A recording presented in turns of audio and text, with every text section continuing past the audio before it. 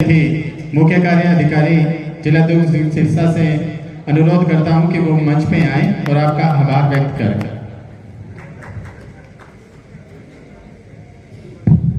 आदर और सम्मान की ओर मंच पर विराजमान हमारे एरिया के डायरेक्टर संदीप जी और हल्को हेड से आए हुए अधिकारीगण और एनिमल हस्बेंड्री से आए हुए अधिकारीगण और यहाँ पर विराजमान जितने मेरे भाई मिल्क प्रोड्यूसर्स और बहनें आई हुई, माताएं आई हुई हैं, मैं आप सबका धन्यवाद करता हूँ कि आपने अपना कीमती समय निकाल कर यहाँ पर आए। मैं देख रहा हूँ कि सभी भाई बहनों ने बड़ी ध्यानपूर्वक सुन रहे हैं। जैसे हल्को हेड से अधिकारी और जो हमारे अधिकारी आए और जो मैडम ने कई स्कीमों के बारे में बताया, बहुत अच्छी स्कीमें थी। आप सब उनका मतलब यूज करें, उनका अच्छी तरह ध्यान से नहीं समझ में आई तो इनसे दोबारा पूछें। और एनिमल हस्बेंड्री से जो हमारे डॉक्टर साहब आए थे, उन्होंने पशुओं के बारे में बताया कि पशुओं में कैसे कैसे बीमारियां होती हैं। ये बहुत अच्छी बात है। ये जो अपने दूध सहकारिता दिवस मना रहे हैं, इसके ऊपर जो इकट्ठे हुए हैं, इस पर इन्होंने बहुत अच्छी बातें बताकर आपका ज्ञान बढ़ाया और कि पशुओं को कैसे रखे जाना है, उनको कैसे रख रखाव रखना है। और हैफेड से जो मदन जी आए हैं, जो हमारे जीएम हैं वहाँ पे हैफेड से, उन्होंने पशुओं को क्या फीड देना है उसके बारे में बताया। फीड के बारे में उन्होंने हैफेड का जो फीड है वो संतुलित आहार के रूप में आपको यूज करना है।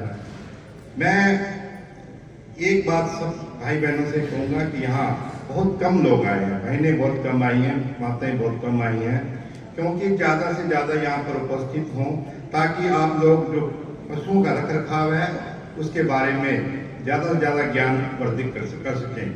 क्योंकि पशु रखना बहुत महंगा है, क्योंकि पशु को रखने के लिए काफ़ी खर्चा हो जाता है और अच्छा पशु रखने के लिए आदमी उसकी पूरी मेहनत करता है, तभी उसका दूध आएगा तभी आपकी इनकम होएगी। इसलिए आप जब भी कभी ऐसा प्रोग्राम हो, ज़्यादा से ज़्यादा यहाँ पर उपस्थित हों ताकि आपको हमने जो बुलाए हुए अधिकारीगण हैं उनकी बातों पे आपको मालूम पड़े। बाकी मैं आप सब भाइयों से यही कहूँगा कि इस एरिया में हमारे मिल्क प्रोड्यूसर बहुत कम है। यहाँ पर प्राइवेट डेयरी हैं, उनका बहुत ज़्यादा वर्चस्व है। मालूम नहीं क्यों वीटा की तरफ आप लोगों का ध्यान कम है। मैं आप सब भाइयों से यही गुजारिश करूँगा कि वीटा से ज़्यादा जुड़े। जो वीटा मिल्क प्लांट है, ये सहकारी संस्था है, ये आप सबकी संस्था है। ये क्योंकि ये सहकारी है, ये आप सब भाइयों की संपत्ति आप सबकी है, इसलिए आप इसको बचाए रखें।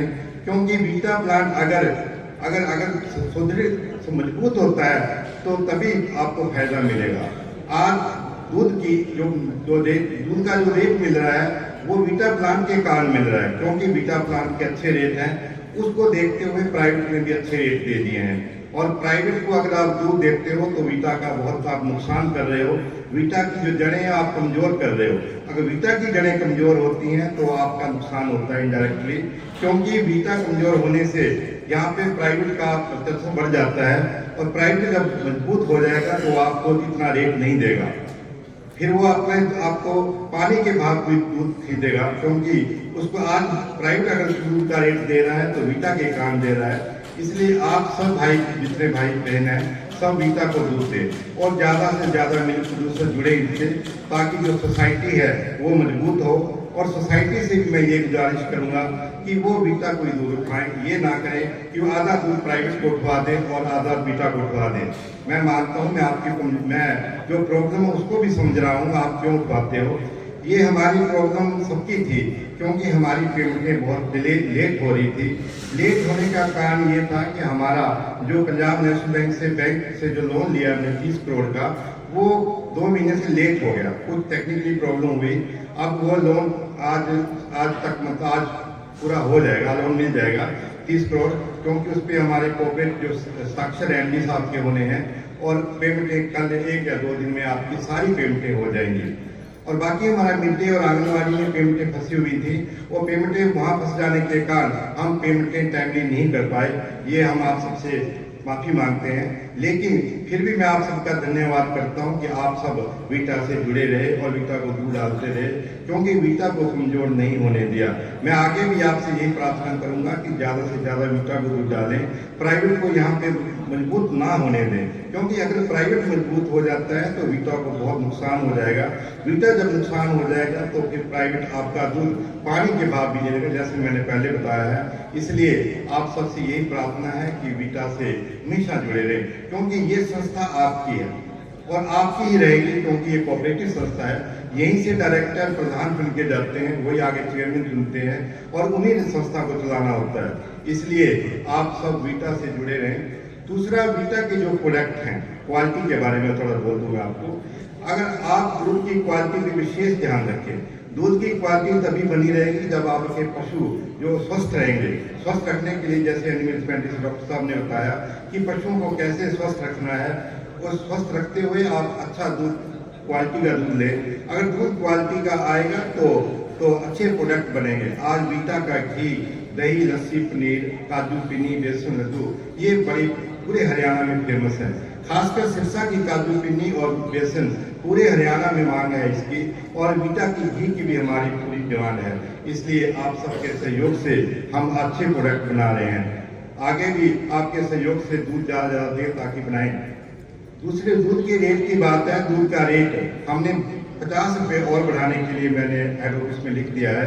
पहले हम 800 रुपये देते थे, अब 850 करने जा रहे हैं। इसलिए आप सबको जैसे ही हेडक्वार्टर से लेटर आ जाता है, क्योंकि हेडक्वार्टर से हमने ज़्यादा से ज़्यादा रेट देने के लिए बोला है, ताकि जितने मेरे प्रोड्यूसर हैं उनको ज़्यादा से ज़्यादा बेनिफिट हो।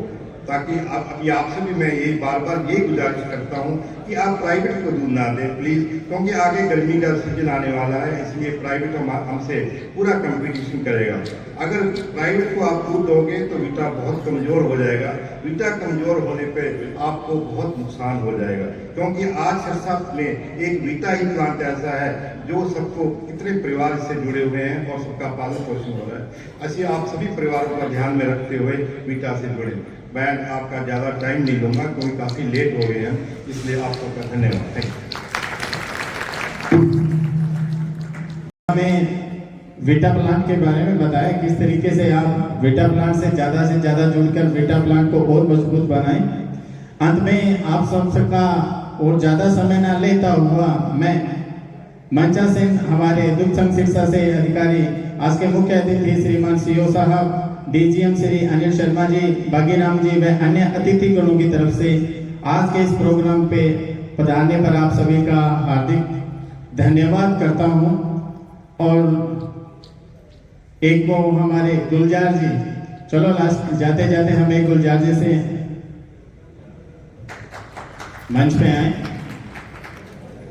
खाने का भी टाइम हो चुका है, माफी चाहते हैं, थोड़ा सा हमारा प्रोग्राम लंबा हो रहा है। जिस तरीके से हर प्रोग्राम की एक परंपरा रही है कि हम हमारे आए हुए अतिथियों का एक वीटा का मोमेंटो देके थोड़ा अभिनंदन करते हैं, उसी श्रृंखला में मैं चाहता हूं कि आज हमारे बीच आए हुए हरकोफेड से श्री देवेंद्र जी, हैफेड से मदन जी, एनिमेक्स फार्मा से प्रहलाद जी व एनिमल हस्बेंड्री से हमारे बीच डॉक्टर देवेंद्र जी का एक हम छोटा सा मोमेंटो देके उनका अभिनंदन करेंगे। तो मैं रिक्वेस्ट करता हूं सीईओ साहब से, जोन डायरेक्टर से श्री अनिल जी से कि वो खड़े होकर एक मोमेंटो दे। सर पहले एक बार वो दे लेते। चलो जोरदार तालियों से सर का स्वागत। इसके बाद मैं आमंत्रित करूंगा डॉक्टर सुरेंद्र जी से कि वो मंच पे आए। साथ साथ में तालियां बजाते रहिए please. Surendra ji, doctor Surendra ji animal husbandry से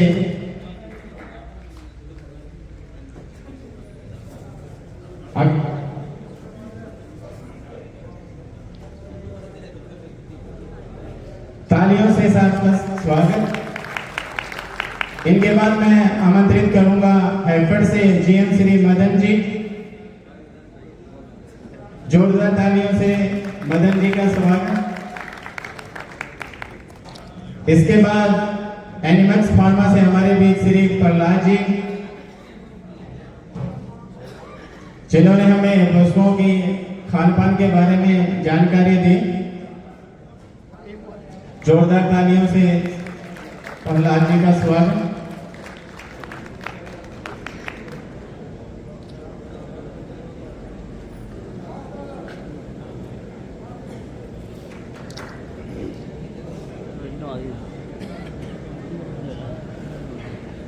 प्रोग्राम के अंत में आप सभी से थोड़ा सा रिक्वेस्ट कि आप सभी के लिए हमने रिफ्रेशमेंट का आयोजन किया है, तो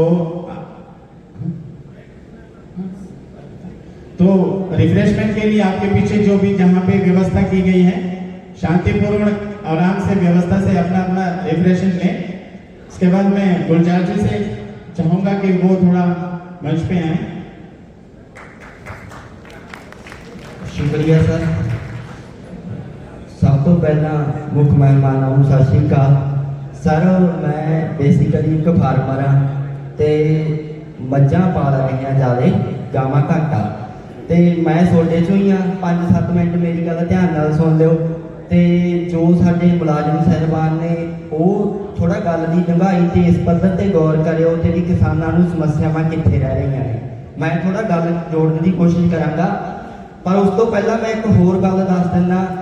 तो भी शायद मेरा पहरावा देसी आ तो सूँ लग सकता कि बंदा उवें होऊगा, पर मैं एक इंडिविजुअली रिसर्च कर रहा।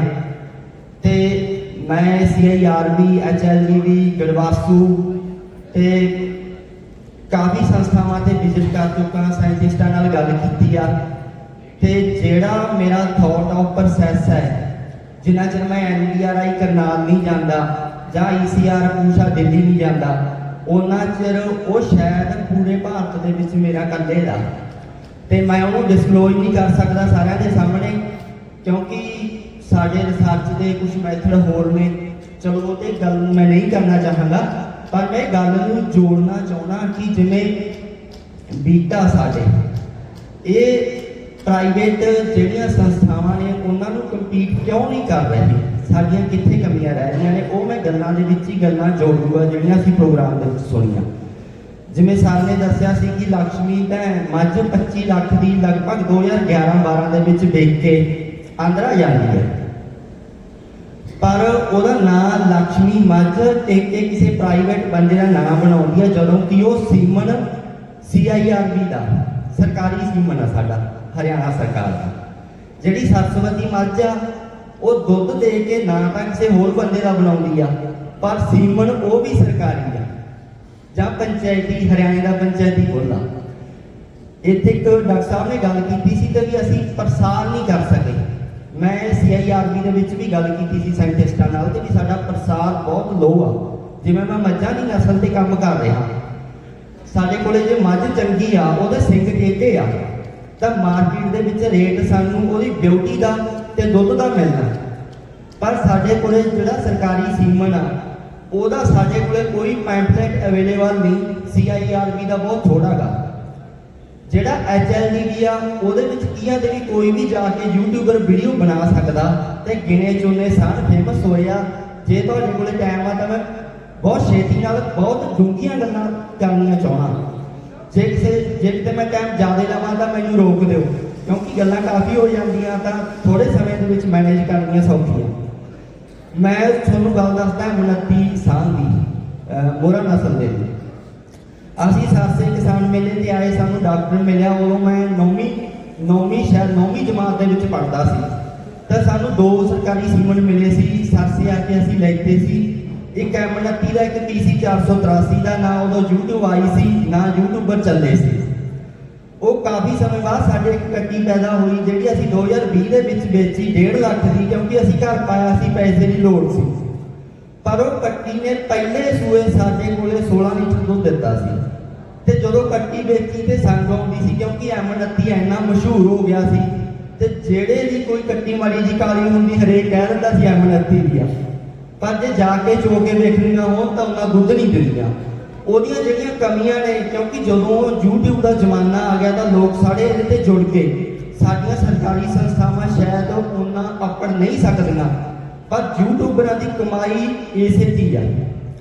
ਤਾਂ ਉਹਨਾਂ ਨੇ ਕੀ ਕੀਤਾ, ਗਿਣੇ ਚੁਣੇ ਸਾਨ ਮਸ਼ਹੂਰ ਕਰਤੇ, ਜਿਹਦੇ ਨਾਲ ਉਹਨਾਂ ਦਾ ਸੀਮਨ ਨਕਲੀ ਤੇ ਆਮ ਲੋਕਾਂ ਦੇ ਵਿੱਚ ਹੋਰ ਚੱਲ ਪਈ ਤੇ ਵੀ ਪ੍ਰਾਈਵੇਟ ਫਲਾਨਾ ਫਲਾਨਾ ਫਲਾਨਾ ਚੰਗਾ। ਪਰ ਚੰਗੇ ਹਰਿਆਣਾ ਸਰਕਾਰ ਦੇ ਸਰਕਾਰੀ ਝੋਟੇ ਹੀ ਆ। ਮੈਂ ਇੱਕ ਹੋਰ ਜਿਹੜੀ ਮੱਝ ਮਸ਼ਹੂਰ ਨਹੀਂ ਹੋ ਸਕੀ, ਮੈਂ ਬਦਕਿਸਮਤੀ ਮੰਨਦਾ ਸਾਡੀਆਂ ਸਰਕਾਰਾਂ ਦੀ, ਕਿ CIRB ਦੇ ਵਿੱਚ ਤੀਜੇ ਲੈਕਟੇਸ਼ਨ ਦੇ ਵਿੱਚ ਇੱਕ ਮੱਝ ਆ ਜਿਹਦਾ ਨੰਬਰ ਹੈਗਾ ਗਾ 5179। ਉਹਨੇ ਲਗਾਤਾਰ 2 ਮਹੀਨੇ 25 ਕਿਲੋ ਦੁੱਧ ਦਿੱਤਾ ਤੇ ਹੁਣ CIRB ਦੇ ਵਿੱਚ ਤੁਸੀਂ ਜਾ ਕੇ ਦੇਖ ਸਕਦੇ ਤੇ ਉੱਥੇ ਮੱਝਾਂ ਦੁੱਧ ਕਿਵੇਂ ਦਿੰਦੀਆਂ, ਵੱਡੇ ਹਾਥ ਨੇ, ਖੁੱਲੀਆਂ ਮੱਝਾਂ ਨੇ। ਉਹਨਾਂ ਨੂੰ ਧਾਰ ਚੋਣ ਵੇਲੇ ਫੀਡ ਪੈਂਦੀ ਆ, ਹਰਾ ਚਾਰਾ ਸਸਤਾ ਪੈਂਦਾ, ਸਾਫੀ ਸਰੋਂ ਪੈਂਦੀ ਆ, ਕਿਉਂਕਿ ਇੰਨੇ ਪਸ਼ੂਆਂ ਚੋਪੜ ਨਹੀਂ ਹੋ ਸਕਦੀ। ਉਹਦਾ ਕੱਟਾ 5723 ਆ ਜਿਹੜਾ ਉਹਦੇ ਸੀਮਨ ਪ੍ਰੋਡਕਸ਼ਨ 'ਚ ਗਿਆ ਨਹੀਂ, ਹਾਲਾਂਕਿ ਉਹ ਸਿਲੈਕਟ ਵੀ ਨਹੀਂ ਹੋ ਸਕਿਆ ਤੇ ਵੀ ਉਹਦਾ ਸੀਮਨ ਦੇ ਵਿੱਚ ਉਹਨੂੰ ਭੇਜਿਆ ਜਾਵੇ। ਉਹਦਾ ਸੀਮਨ ਲਗਭਗ ਸਾਲ ਬਾਅਦ ਉਹਦੀ ਸਿਲੈਕਸ਼ਨ ਆਉਣੀ ਆ, ਉਦੋਂ ਬਾਅਦ ਉਹ CIRB ਦੇ ਫਾਰਮ 'ਚ ਲੱਗੂਗਾ। 3 ਸਾਲਾਂ 4 ਸਾਲਾਂ ਬਾਅਦ ਉਹਦੀਆਂ ਝੋਟੀਆਂ ਸੁਣਨਗੀਆਂ ਤੇ ਲਗਭਗ 7-8 ਸਾਲਾਂ ਦੇ ਪ੍ਰੋਸੈਸ ਬਾਅਦ ਜਦੋਂ ਵਿਚਾਰੇ ਨੇ ਕਿਤੇ ਫੇਮਸ ਹੋਣਾ, ਉਦੋਂ ਨੂੰ ਸਰਕਾਰੀ ਸੰਸਥਾਵਾਂ ਨੂੰ ਡਿਸਕਾਰਡ ਕਰ ਦਿੰਦੀਆਂ।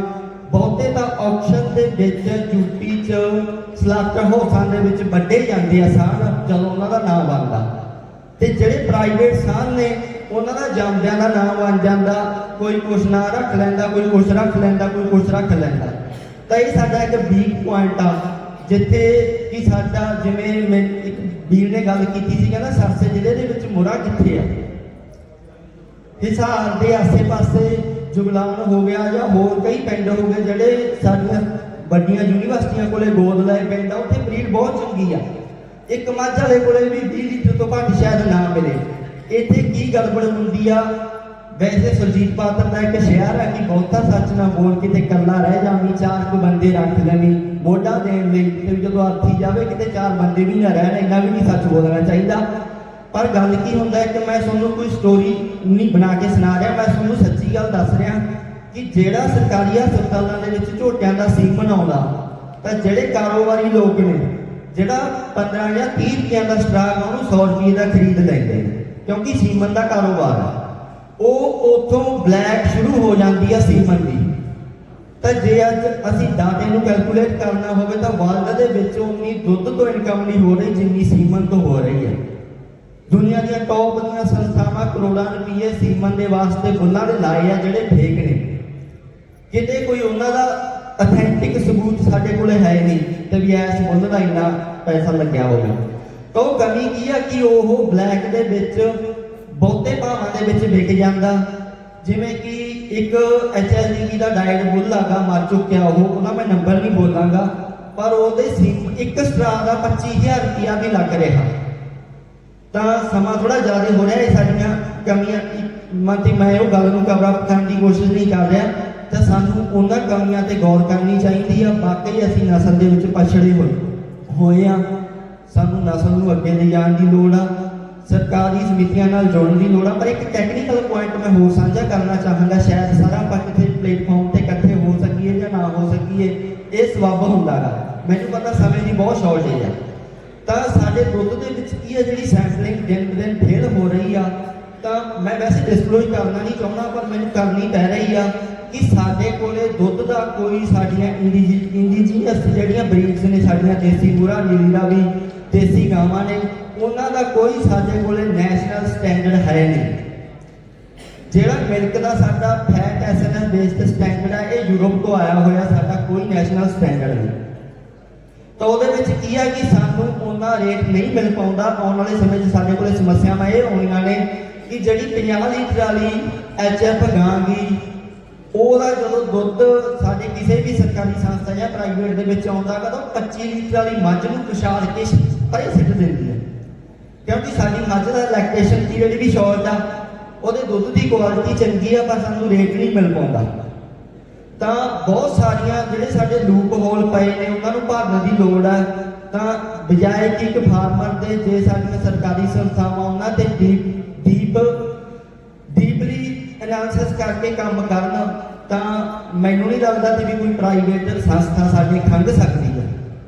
ਤਾਂ ਉਹ ਸਾਡੀਆਂ ਕੁਝ ਕਮੀਆਂ ਨੇ। ਮੈਂ ਸਮਾਂ ਬਹੁਤ ਘੱਟ ਹੈਗਾ ਤੇ ਬਾਕੀ ਕਾਫੀ ਟਾਈਮ ਦੇ ਬੈਠੇ ਹੋਏ ਹੋ।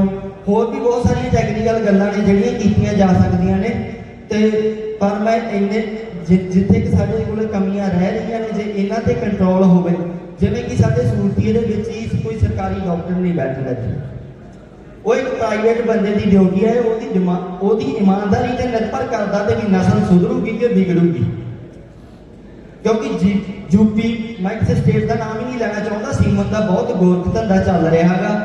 ਜਿਵੇਂ YouTube ਦਾ ਜ਼ਮਾਨਾ ਆਇਆਗਾ ਤੇ ਇਹ 'ਚ ਠੱਗੇ ਜਾਣ ਦਾ ਖਦਸ਼ਾ ਹੋਰ ਵੀ ਵੱਧਦਾ।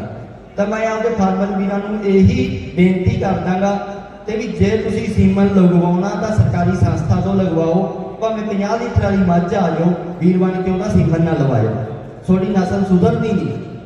ਕਿਉਂਕਿ ਉਹ ਅਨਨੋਨ ਜਿਹੜੇ ਨੰਬਰ ਨੇ ਉਹਨਾਂ ਸਾਨਾਂ ਦੇ ਸੀਮਨ ਨਹੀਂ ਸਾਨੂੰ ਰਿਜ਼ਲਟ ਦੇਣਾ ਤੇ ਉੱਥੇ ਹੀ ਸਾਡੀ ਨਸਲ ਸੁਧਰਨੀ ਹੈ। ਧੰਨਵਾਦ।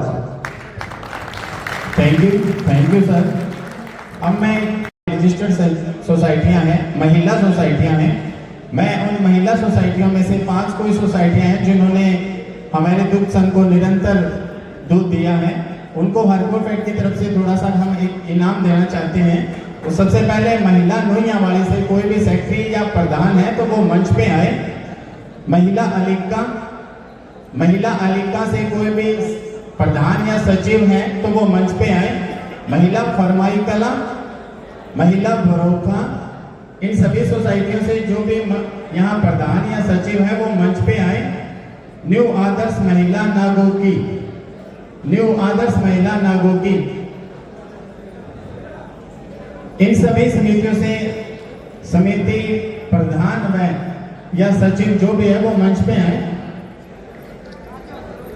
खड़े हो जाओ।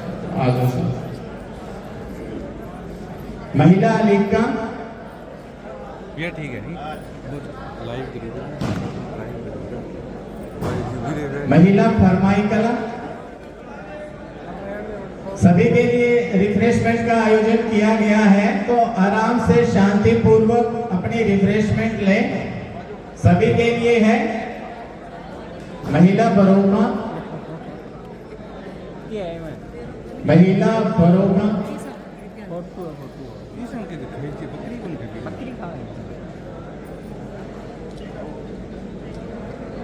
आदर्श महिला नवगोकी,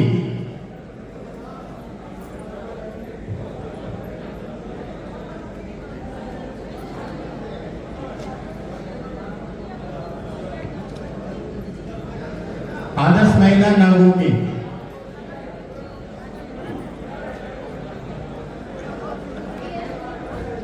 थैंक यू सर। 5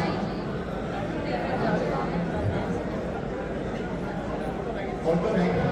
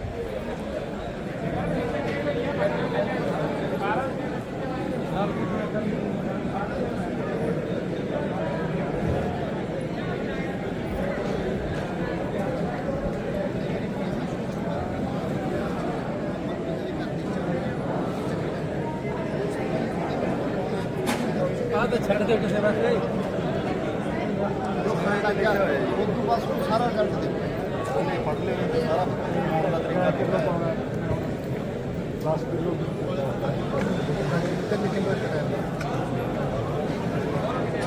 कट्टा के लिए कट्टा के लिए एक कट्टा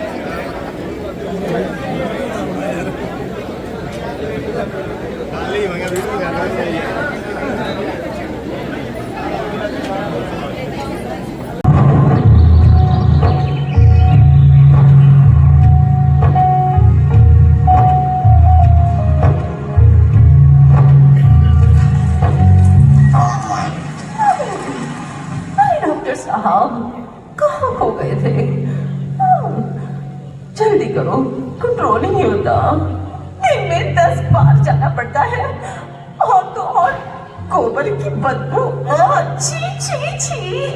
अब क्या? अब कोई दवाई आपके काम की नहीं। मैंने बोला था डीवॉर्मिंग करा दो, पर मेरी सुनता कौन है? ये लो चमक छल्लो आ गई। अब वही आपकी अकल ठिकाने लगाएगी। अरे ये क्या, दुकान पे तो हल्ला मचा दिया है। अब कौन सा नया झमेला है? अच्छा तो ये मामला है। आप लोग मेरे कहने पे वैक्सीनेशन पर तो गए थे, लेकिन डीवॉर्मिंग की बात अनदेखी कर दी थी ना? डीवॉर्मिंग? हाँ, ये कीड़े गांव में दीमक की तरह फैले हुए हैं और इसी रोग के कारण आपको डायरिया आए दिन होता रहता है। और तो और आपकी दूध की मात्रा में भी कमी हो गई होगी, क्यों है ना? एक पर्सनल सवाल पूछूं? संभोग करने की इच्छा में भी कमी हो गई है ना? अरे छोड़ो, उसकी तो याद ही मत दिलाओ। संभोग होता भी है तो प्रजनन का तो नामो निशान ही नहीं। पता नहीं क्या हो गया है मुझे। आप सभी के पेट में इस वक्त कीड़े पल रहे हैं, कीड़े। उनको कृमि भी कहा जाता है। महीनों तक वे आपके गोबर, घास, गांव की जमीन में छुप के पड़े रहे थे और फिर मौका देखकर आपके अंदर घुस गए। यह आपको बिल्कुल अशक्त बना देता है। खाते आप हैं, लेकिन तंदुरुस्त वो बनते हैं आपका खाना खा खा के। भाइयों और बहनों, अगर इनसे छुटकारा चाहिए तो हमें इनको एक साथ खत्म करना होगा।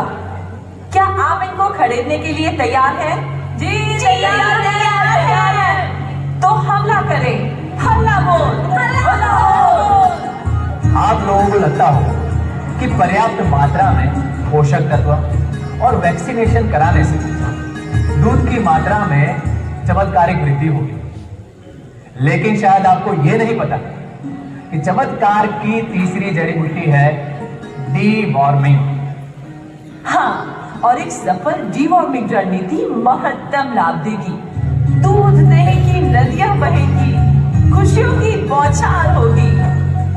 लेकिन यह बौछार तभी होगी जब पशु के उम्र और वजन के हिसाब से उन्हें दवाई दी जाए, ना कम ना ज्यादा। डीवॉर्मिंग की प्रक्रिया का ध्यान से पालन करने पर दूध की मात्रा में तो कई गुना बढ़ावा होगा ही, साथ ही साथ तंदुरुस्ती में भी वृद्धि होगी। डॉक्टर साहब, आप इनको ये तो बताएं कि इन्हें ये डीवॉर्मिंग कब कब करवानी चाहिए? डीवॉर्मिंग या कृमिनाश गर्भधारी पशुओं को 2 बार कराना जरूरी है। एक प्रसव के कुछ ही दिन पहले और फिर प्रसव के 6 हफ्ते बाद। बछड़ों को उनके जन्म के 15 दिनों में पहली बार और फिर 6 महीने तक हर महीने 1 बार कृमिनाश करवाएं। 6 महीने के ऊपर के उम्र के पशुओं को साल में 2 बार, एक बरसात के पहले और फिर दूसरी बार बरसात के बाद डीवॉर्मिंग करवाना जरूरी है। वैसे तो पूरे गांव के पशुधन का एक साथ में ही डीवॉर्मिंग कराए तो सबका भला होता है, क्योंकि कीड़े तो साफ हो ही जाते हैं, साथ में कीड़ों के अंडों की संख्या भी घट जाती है। लेकिन डीवॉर्मिंग कराने के बाद भी अगर कोई परेशानी है तो तुरंत ही आपके पशु के गोबर की जांच करवाएं, क्योंकि कृमि अलग अलग प्रकार के होते हैं जो शरीर के अलग अलग अंग जैसे जिगर, आंतों और फेफड़े में जाकर खून चूसते हैं। लेकिन घबराइए मत, इन सभी की दवाइयां अब मिल जाती हैं। मुझे पता था कि बछड़े में कीड़े होते हैं और उनका डीवॉर्मिंग करना पड़ता है, लेकिन बड़े पशुओं में भी कीड़े होते हैं और इसके दूध उत्पादन में कमी होती है, इसकी जानकारी मुझे 1 साल पहले हुई। इस 1 साल के अंदर मैंने मेरे सारे पशुओं का डीवॉर्मिंग करवाया, इसलिए सभी पशुओं की सेहत बहुत अच्छी है और दूध उत्पादन पहले से बढ़कर ज्यादा हो गया है। मैं मेरा नफा बढ़ाने के लिए ये डीवॉर्मिंग समय समय पर करवाता रहूंगा। अब आई बात समझ में? हेलो, जो भी हमारे अतिथि बाहर लॉन में घूम रहे हैं, कृपया वो अंदर आके अपने यथास्थान पर बैठे ताकि हम